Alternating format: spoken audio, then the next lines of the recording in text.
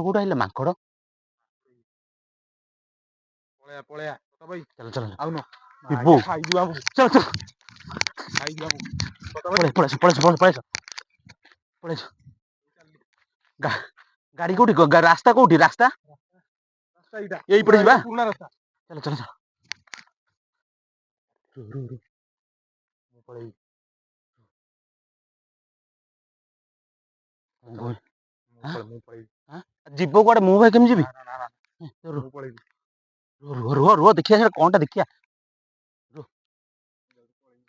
କୁଆ ଗଲା ଚାଲୁଥିଲା ବା ଏଇଠି ଚାଲୁଥିଲା ବା କୁଆ ଗଲା ୱେଲକମ୍ ଟୁ ରାଜପଥା ବ୍ଲଗ। ସାଙ୍ଗମାନେ ଆଜି ଆମେ ଆସିଛୁ ଗୋଟେ ଏମିତି ହଣ୍ଟେଡ୍ ଜାଗାକୁ ଯୋଉ ଜାଗାରେ କେବେ ଆସିବି ବୋଲି ଭାବି ହିଁ ନଥିଲି। ମୋ ପଛରେ ଦେଖନ୍ତୁ ବରଗଛ, ଏଇ ବରଗଛ ପାଖାପାଖି ବହୁତ ଦିନର ବରଗଛ 50-60 ବର୍ଷର ବରଗଛ ହେଇଗଲାଣି। ତ ଏଇ ବରଗଛରେ ରାତିରେ ଯୋଉମାନେ ଆସନ୍ତି ଏଇ ବାଟରେ କିଛି ଦେଖିକି ଯାଆନ୍ତି। ବେଳେ ବେଳେ ଏଇ ଗଛ ବେଳେ ବେଳେ ହଲେ, ପବନ ନଥିବ ଏଇ ଚେରରା ବହୁତ ଜୋର ହଲୁଥବ। ବେଳେ ବେଳେ ଗୋଟେ ଭୂତ ମାନେ ଡାଳି ମାଙ୍କୁଡି ଖେଳିଲା ଭଳିଆ ଏଇ ଗଛ ଚେରରେ ମାନେ ମନକୁ ଖେଳୁଥବ, ଲୋକ ଦେଖନ୍ତି। ତ ଆଜି ଆମେ ଦେଖନ୍ତୁ ସେଇ ହଣ୍ଟେଡ୍ ବରଗଛ ପାଖରେ ଛିଡା ହେଇଛୁ, ମୋ ପଛରେ ଅଛି। ତ ଆଜି ଆମେ ଏକ୍ସପ୍ଲୋର କରିବୁ, ଏଇ ରୋଡ ଦେଇକି ଯିବୁ। ଏଇ ରୋଡରେ ବହୁତ ଭୟଙ୍କର ଆକ୍ଟିଭିଟି ହୁଏ, ଲୋକ କହନ୍ତି। ତ ଆଜି ଆସନ୍ତୁ ଏଇପଟେ ଯିବା, କଣ ଆକ୍ଟିଭିଟି ହଉଛି ସେଟାକୁ ଦେଖିବା। ଚାଲନ୍ତୁ ହଣ୍ଟେଡ୍ ରୋଡ, ଏଇ ରୋଡରେ ରାତି ହେଲା ମାନେ ଏଇ ରୋଡରେ ଲୋକ ଯିବା ଆସିବା କରନ୍ତିନି, କାରଣ ଏଇ ରୋଡରେ ବହୁତ କିଛି ଆକ୍ଟିଭିଟି ଲୋକ ଦେଖନ୍ତି। ଆଉ ଆମେ ଆଜି 2 ଜଣ ଆସିଛୁ, ଆଉ 2 ଜଣ ଯାଏ ଆସିଛୁ। ଦେଖନ୍ତୁ କି ହଣ୍ଟେଡ୍ ରୋଡ ଦେଖନ୍ତୁ। ଆଉ ଗୋଟେ କଥା ହଉଛି ଏଇ ରୋଡରେ ବେଳେ ବେଳେ ଯୋଉ ଆକ୍ଟିଭିଟି ହୁଏ, ଆପଣ କହିଲେ ବି ଆପଣ ନିଜେ ଡରିବେ। ଦେଖନ୍ତୁ ଏ ଡାହାଣ ପଟ ସାଇଡରେ ଗୋଟେ ମଶାଣି ଅଛି, ବର୍ତ୍ତମାନ ମଶାଣି ପାଖାପାଖି ଆମେ ହେଇଲୁଣୁ। ମଶାଣି ପାଖରେ କଣ ଅଛ ନା ଆମେ ଯାଇପାରିବାନି। ଏଇଠି ମଶାଣିଟା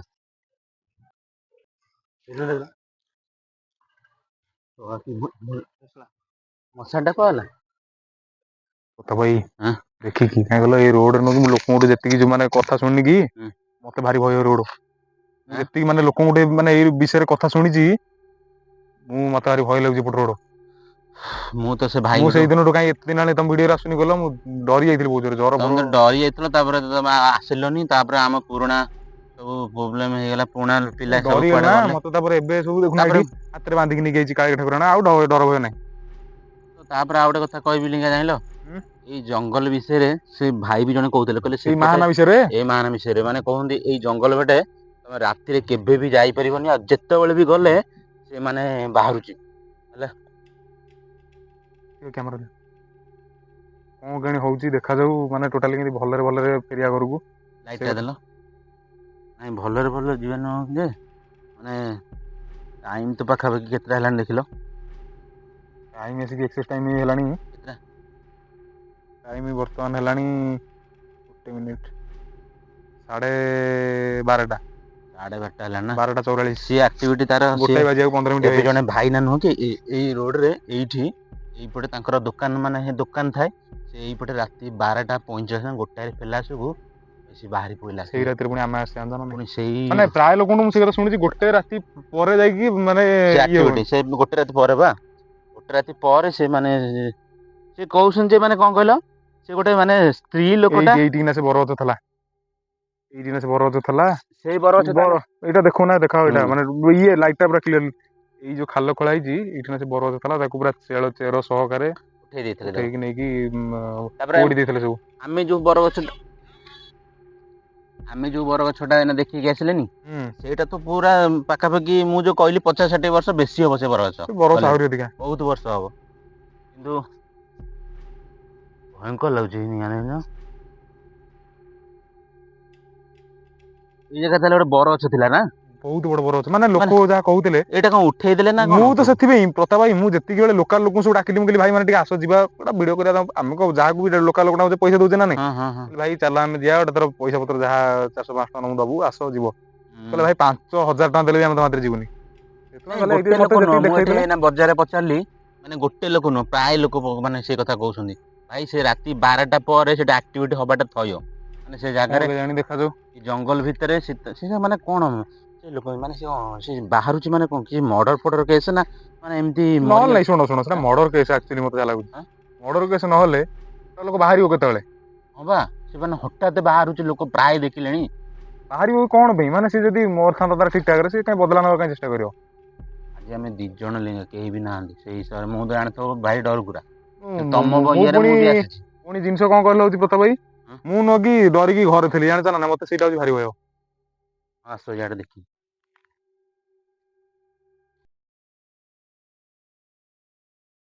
ଏପଟ ଜଙ୍ଗଲ ଆଡି ରାସ୍ତା ଉଁ ଏପଟ ଜଙ୍ଗଲ ଆଡି ରାସ୍ତା।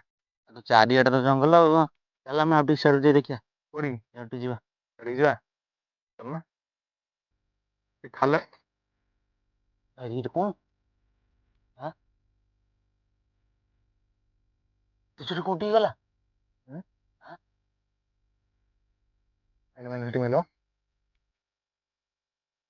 କଣ ସେଟା କଣଟା? କଣ? ସେଟା କଣ ହେଲା ରେ?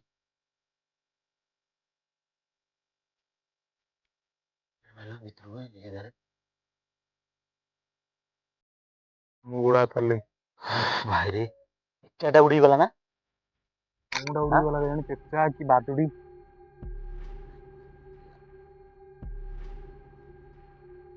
ଯାଇଁଲ। କ୍ଲିୟରଲି ଜଣା ପଡୁନି ପ୍ରତାପ ଭାଇ। ଯଦି କିଛି ହବ ଲିଙ୍ଗା ଦୌଡିବନି ଆଁ ହୁଁ ହେଲା। ଆମେ ଖାଲି ବାଇକରେ ପଳେଇ ଆଇଲେ ବୋଲି ଭିଡିଓଟା କରୁଛେ। ଛାଡିକି ଯିବାନି ଛାଡିକି ଆଁ ଯିବାନି ଖାଲଟା ବହୁତ ବଡ ଖାଲଟା ହେପଟେ। ଏଇଟା କଣ ଦେଖିଲ ଖାଲଟା। ନାଇଁ ସାଢେ ଯିବାନି। ଆମେ ଯଦି ଯିବା ଏପଟକୁ ଯିବା। ବାଗେଇକି ଆଁ। ଜଙ୍ଗଲ ଆଡିକି ସାପ ଫାପ ସବୁ ଥିବେ। ପ୍ରତାପ ଭାଇ ଏ ଯୋଉ ଚଢେଇଟା ନା କଣ ଉଡିକି ଗଲା ଏତେ ଜୋରେ। ପେଚା ବାଦଡା ଏଇତ କଣଟା ହେଇଥିବ। ମାଇଲ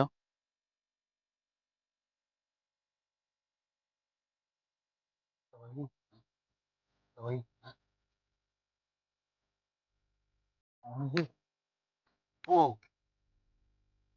ଏଇଟା କଣ?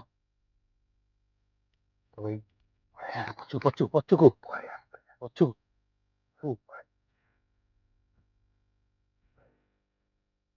ଏ କଣ ସେଇଟା ମୋ ଛାତି କଣ ହେଇଯାଉଛି।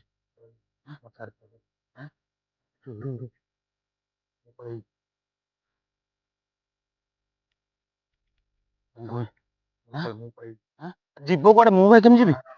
ମୁଁ ପଳେଇବି। ରୁହ ରୁହ ଦେଖିଆ ସେ କଣଟା ଦେଖିଆ। କୁଆଡେ ଗଲା? ଚାଲୁଥିଲା ବା। ଆଁ ଏଇଠି ଚାଲୁଥିଲା ବା। କୁଆଡେ ଗଲା?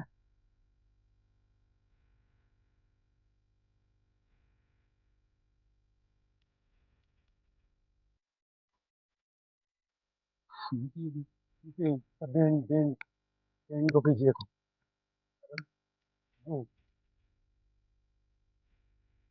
ଯାହା ହଉଛି ଦେଖ।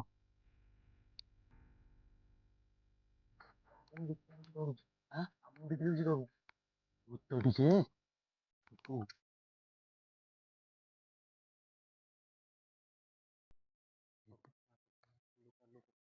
ଏବେ କେହି ନାହାନ୍ତି କଣ କରିବା? ମୋ ଦେହ ଆମ ସାଥିରେ ସମସ୍ତେ ଆସିବାକୁ ମନା କରୁଥିଲେ। ଆଁ ଆମ ସାଙ୍ଗରେ ସମସ୍ତେ ଆସିବାକୁ ମନା କରୁଥିଲେ। ଏଇନା କଣ କରିବା ଯେ? ଭାଇ ଆଁ ଲୋକମାନଙ୍କୁ ଆକ୍ଚୁଆଲି ଆଜି ଗୋଟେ ଜିନିଷ ସତତା ଆଜି ପରିପ୍ରକାଶ କରିବା ଲୋକଙ୍କ ଆଗରେ। ହଁ ପରା। ଦେଖେଇବା ମାନେ ଜିନିଷଟା ଆକ୍ଚୁଆଲି କଣ।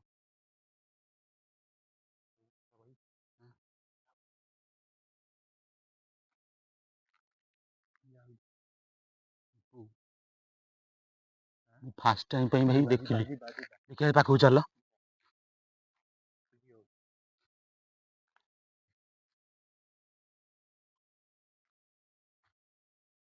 ଆରେ ଭାଇ ଆଁ କୁକୁରଟା କଣ ବୋଲୁ ମରା ହେଲା ହେଲା।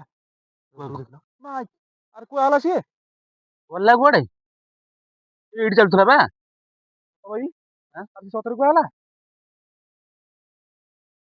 ମାଇଲ ମାଇଲ ଇଆଡେ ମାଇଲ।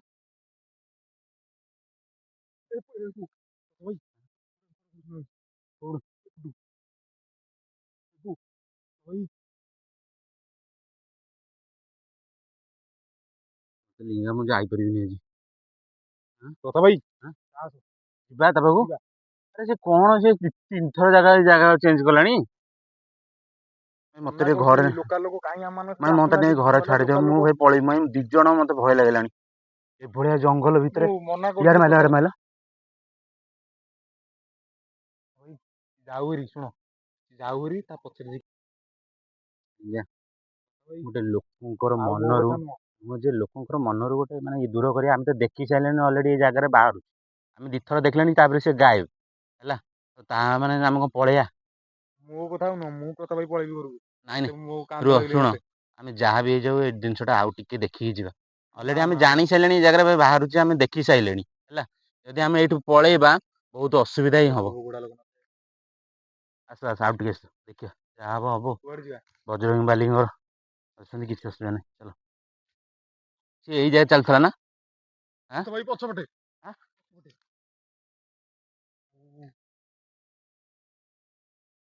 ଭାଇ ପଛପଟେ ଏଇଠି କଣ ଚାଲୁଛି କଣ ଇଏ କଣ ଏଇଟା କଣ ବେଶ ବଦଳୁଛି ସିଏ। ଭାଇ ଦେଖୁଛ ଝାଳ ମୋର ଦେହରୁ ମାନେ ଫାଷ୍ଟ ଟାଇମ ପାଇଁ ମୁଁ ଆଜି ପୁରା ଦେଖିଲି ରିଏଲରେ। ଜାଣିଛ ନା ନାଇଁ ଏତେ ବି ଭିଡିଓ ଆମେ ବନେଇଛୁ ଆମେ ବୁଲିକି ଟୋଟାଲି ଦେଖିନଥିଲି। ଆଜି ରିଏଲ ଦେଖିଲି। ସେ ଭାଇ ଯାହା କହୁଥିଲେ ଠିକ କଥା ହେଲା। ତମକୁ ଗାଁ ଲୋକ ତ କେହି ରାଜି ହଉନାହାନ୍ତି ଟିକେ ଆସିବ। ତମେ କାଇଁ ଖାଲି ଇଏ ଦେଖ ଦେଖୁଛଟି ଟେକା ପଥର ଗୋଡି ମାଟି ମାନେ ସେପଟେ ଯୋଉ ଆମେ ଗଲା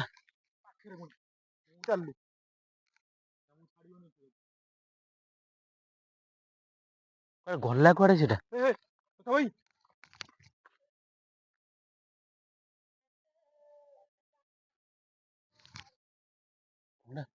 କଣ ଲାଇଟ୍ ଜଳୁଛି ପୁଣି ତା ଦେହରେ।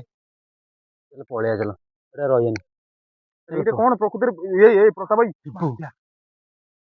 ଲାଇଟ୍ ଜଳୁଛି।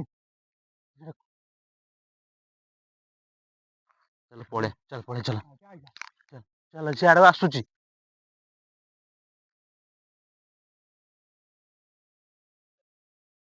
ଏଇ ଜାଗାରେ ଥିଲା ନା ସିଏ ଏଇ ଜାଗାରେ ଥିଲା ନା ଇଆଡେ ସାଉଣ୍ଡ ହଉଛି। ଭାଇ ଆଉ ମୋ କଥା ନୁହଁ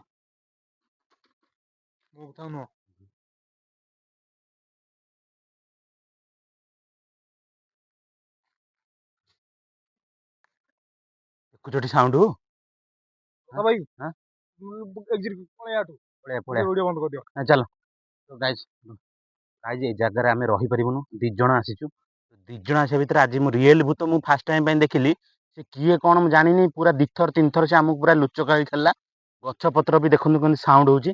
ଟାଇମ ପାଖାପାଖି 2ଟା 30 40 ହେଇଗଲାଣି। ବେଶୀ ମାଙ୍କଡ କୋଉଠୁ ଆଇଲା ମାଙ୍କଡ ପଳେଇଆ ଚାଲ ଆଉନ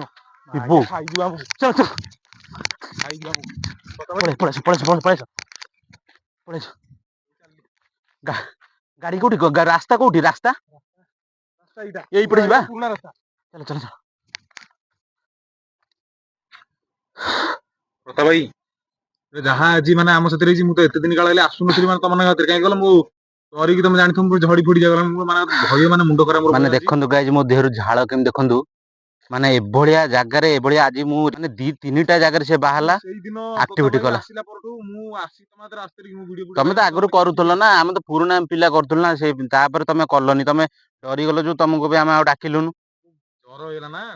ତାପରେ ଆଜି ଯୋଉ ଜିନିଷ ଦେଖିଲ କଣ କହିବ? ତ ବର୍ତ୍ତମାନ ଆମେ ଏଇ ଜାଗାରୁ ଯାଉଛୁ। ଦେଖନ୍ତୁ ଝାଳ ଫାଳ ହେଇକି ପୁରା ସତ୍ୟାନାଶ ଆଉ ଖରାପ ଆଉ ଏଭଳିଆ ଭୂତ ମାନେ ଏଭଳିଆ ବାହାରିବ ବୋଲି ଆମେ କେବେ ବି ବିଲିଭ କରିନଥିଲୁ। ସେ ଆମ ସାଥିରେ ଯୋଉ ଭଳିଆ ଲୁଚକାଳି ଖେଳିଲା ମାନେ ଆମକୁ ବହୁତ ଡର ଲାଗିଲା। ଆମେ ପଳେଇ ଆଇଲୁ।